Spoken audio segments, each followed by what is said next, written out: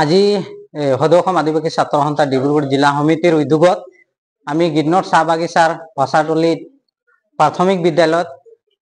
মাইজান আঞ্চলিক সমিতি গঠন কৰাৰ উদ্দেশ্যে এখন সাধাৰণ সভা অনুষ্ঠিত হয় আৰু উক্ত সভাত আমাৰ প্ৰত্যেকটা মাইজান অঞ্চলৰ বিভিন্ন অঞ্চলৰ পৰা আহি আমাৰ শিক্ষিত যুৱক যুৱতীসকলে এই সভাত অংশগ্ৰহণ কৰিছে আৰু ইতিমধ্যে আমি 31 জনীয়া এখন সমিতি গঠন কৰিবলৈ সমৰ্থ হলো আৰু এই সমিতিৰ জৰিয়তে আমি এই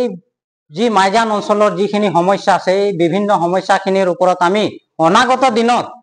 সঠিকভাৱে চৰকাৰৰ ওচৰত উপস্থাপন কৰিব পাৰিম। লগতে এই জনগোষ্ঠীৰ যি সমস্যা আছে চাহ শ্ৰমিকৰ দৈনিক মজুৰিকে লগে মাটি পাট্টাকে ধৰি জনজাতিকৰণলৈকে আমি চৰকাৰক দাবী জনাবলৈ আমি সুবিধা আৰু ইয়াৰ স্থানীয় ৰাইজৰ সহযোগিতা পাম বুলি আশা ৰাখি আজি এই সমিতিখন গঠন কৰা কথা যে 26 চনৰ যি বিধানসভাৰ নিৰ্বাচন আছে এই বিধানসভাৰ নিৰ্বাচনৰ আগত আমাক অসম চৰকাৰে যি প্ৰতিশ্ৰুতি দিছিল যে অসমৰ আদিবাসীসকলক জনজাতিকৰণৰ মৰ্যাদা প্ৰদান কৰা হ'ব আৰু যদিহে এই প্ৰতিশ্ৰুতি চৰকাৰে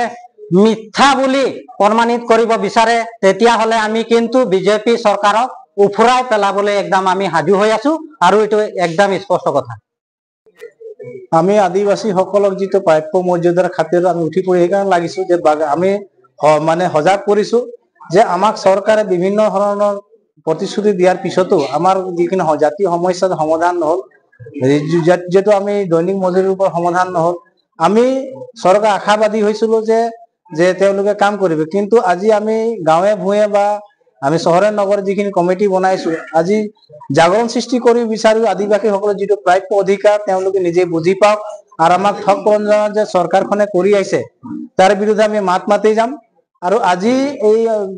ইয়াত মাইজান আঞ্চলিক গঠন কৰাৰ একটা উদ্দেশ্য আছে আমি বহুত সমস্যা আছে মাইজান অঞ্চলত এই